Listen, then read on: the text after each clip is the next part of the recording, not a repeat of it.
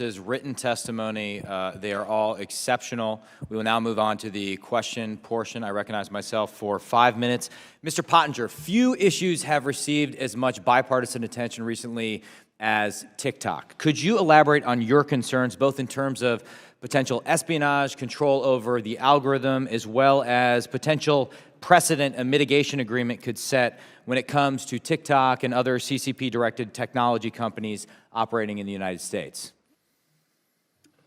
Mr. Chairman, thank you. Well, certainly the data privacy issues, which have gotten a lot of attention, are a real problem for the privacy of Americans, but also for our national security. Already, the Chinese parent company that controls TikTok has been confirmed as having used the app to surveil U.S. journalists in order to try to identify their sources and to retaliate against their sources.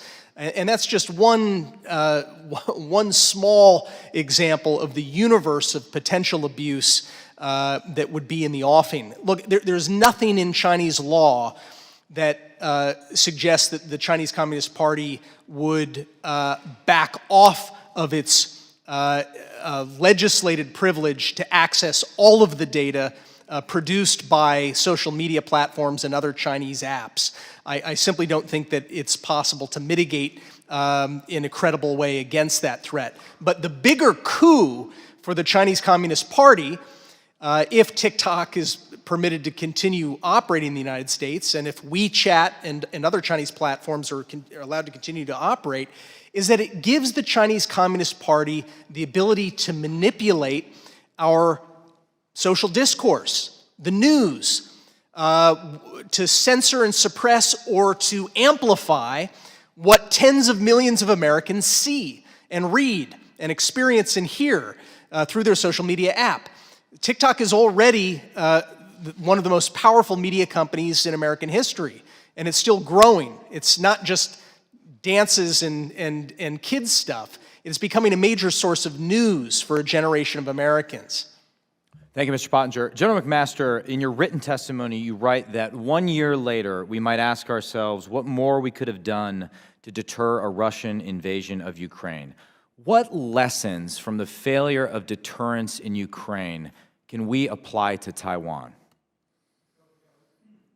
Congressman Gallagher, thank you very much. I think, first of all, hard power matters. And what matters much, much more than pledges of more capabilities on the ground and integrated, in this case with the Taiwanese armed forces.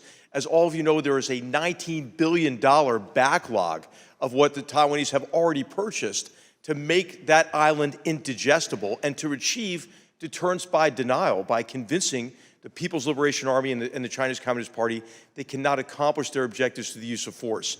I think the other big lesson that we've been talking about, and certainly Mr. Paul talked about, is it's a big mistake to give an authoritarian regime coercive power over your economy. Germany learned that the hard way in the energy sector, and Europe did broadly in connection with the Kremlin and Russia. But there are all sorts of supply chain vulnerabilities associated with batteries, magnets, certain minerals, and the upstream processes of producing those minerals, and many of the equipment and hardware and upstream components that are critical to the energy transition, for example. So we could be creating a form of energy dependency on the Chinese Communist Party, for example. And then finally, I think what's really important is the need for us to recognize that we have to build our defense capabilities. The assumptions that have underpinned defense planning for a long time have been that we can do one thing at a time. And I think what China has been able to do is take advantage of crises elsewhere to advance their interests through coercion in other places, whether it's bludgeoning Indian soldiers to death on the Himalayan frontier or building islands and fortifying them in the South China Sea to control the ocean, or at least a part of the ocean through which 1/3 of the world's surface trade flows. So I think there are really clear lessons from Russia's reinvasion of Ukraine, but I think lesson maybe number one that is above all of these is urgency, that we have to, I think, act with a real sense of urgency. Thank you, General McMaster. I don't have time for another question. I'll use what time remains to explain how I feel about the 5-minute rule on this committee.